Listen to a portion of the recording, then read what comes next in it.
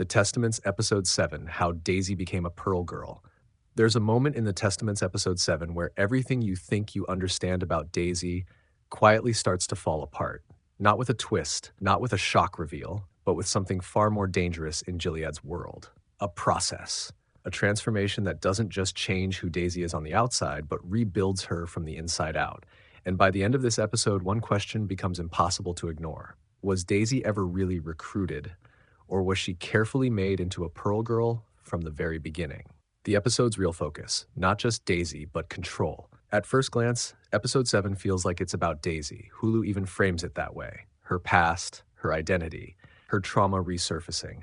But underneath that surface story, something more structured is happening. This episode is about how Gilead builds obedience and how resistance is shaped just as carefully as control. Because Daisy isn't just surviving anymore, she's being trained. And that training doesn't begin in a classroom, it begins with pain. Opening scene, the treatment that isn't really treatment. The episode opens in a sterile, unsettling environment. Daisy and the other Pearl Girls are brought in for what is called a treatment. But nothing about it feels medical in the traditional sense. Their tattoos are being removed.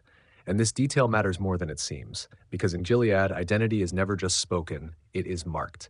And now those marks are being erased, one by one, painfully, slowly, almost ritualistically. As Daisy sits through the laser removal, we're pulled into something deeper. Flashbacks begin bleeding into the present.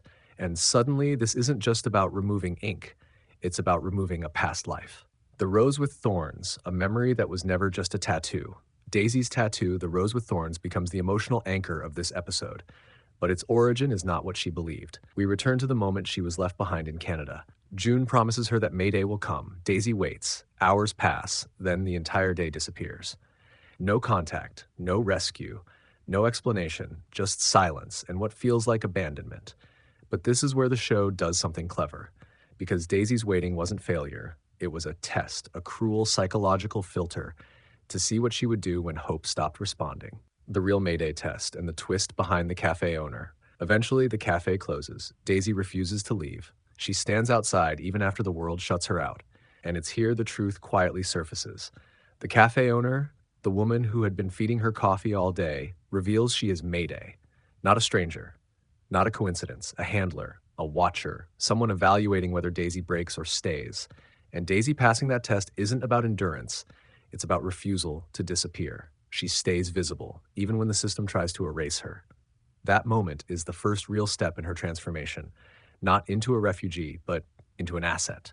The hidden mission, why Daisy was never just saved. Once Daisy is accepted, the plan shifts quickly. She is moved to Rita's house, and here the real architecture of her new identity begins. She learns something devastating first. Gilead is actively hunting her. Not just as a fugitive, but as a symbol, someone tied to a history they want erased. So escape becomes the first option. Colombia is mentioned as a possible destination, a safe transition point, a disappearance plan. But Daisy rejects it, and this is the turning point that defines the entire episode, because Daisy doesn't choose safety, she chooses war. The moment everything changes. The death of innocent motivation. When Daisy learns that even her biological parents were killed by Gilead, something shifts. This isn't just trauma anymore, it's clarity.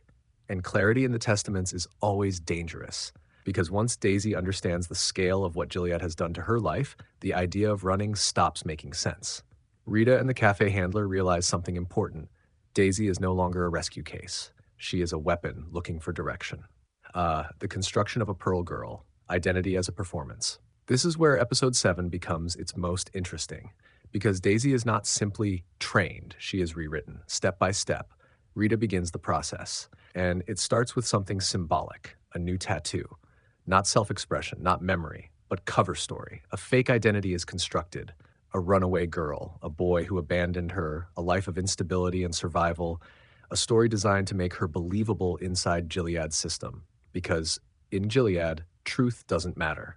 Only performance does, changes everything. The lesson that changes everything.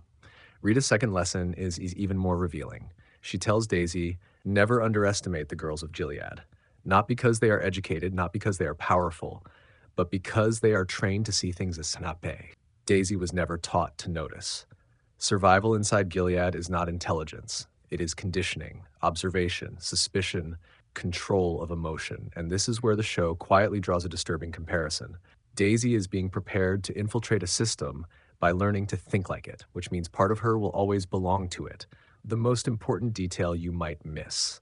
One of the most subtle lines in the episode mentions that Daisy never got her period. At first, it sounds like background detail, but in the context of the Testaments, it signals something much bigger. A generation of girls shaped by trauma, displacement, and biological disruption. Gilead doesn't just control society, it affects bodies.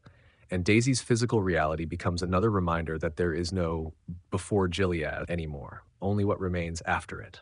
Agnes's parallel story, the mirror nobody can ignore. While Daisy is being rebuilt in secret, Agnes is undergoing her own transformation, and this parallel matters more than it first appears. Agnes is being pushed toward marriage arrangements, commanders, power structures, political alliances disguised as tradition.